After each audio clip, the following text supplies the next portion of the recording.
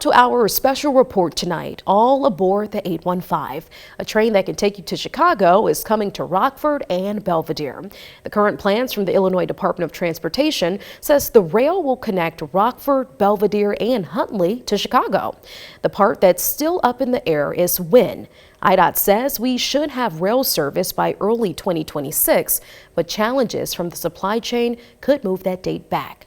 People close to the project say a major milestone is coming in the next few months, which he thinks will make this dream a reality for people.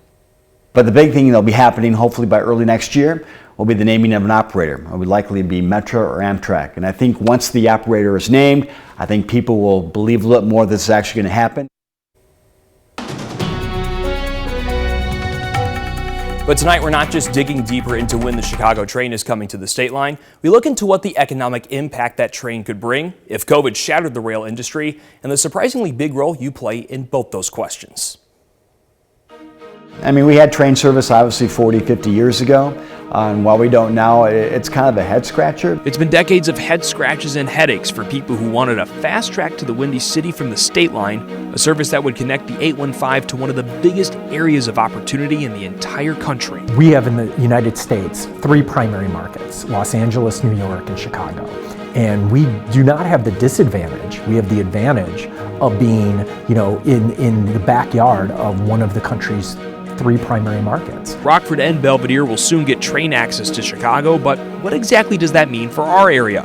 To do that, we take a look at our nearest community with that type of connection. At one point in time, in the early 20th century, Harvard was actually the largest municipality in McHenry County, and mainly because of the rail line. Expanded rail access across the state has since taken that title from Harvard, but the rail line still brings with it a lot of people and a lot of money to the area. Before COVID, our commuter lots were always full. But that raises the issue of where the rail system is now. We obtained Harvard's passenger numbers over the last 5 years. Before COVID, more than 64,000 people rode the train, and Harvard racking up $900,000 in ticket sales a year, if not more. However, as of October of this year, just over 30,000 people have hopped aboard for just over $300,000.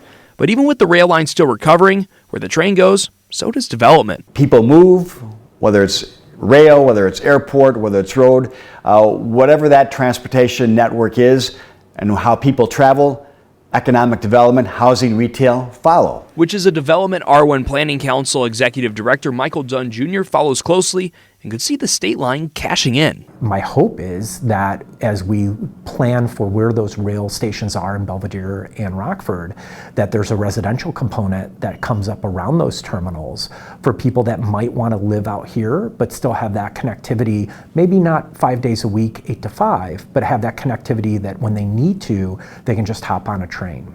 But when it comes to how much development, impact, and service we see here in our area, Dunn Jr. says that all hinges on how many people actually use the service. We really have a chance here for something that's a great transportation, a great transportation asset. And it's really up to us as a region on, are we going to take advantage of it and use it enough to justify it? And all call to come all aboard in the 815 or risk a long-awaited train to Chicago being a rail that leads to nowhere. Dunn went on to say he anticipates we are likely only going to have 2 round-trip trains a day until we see a market that demands more service.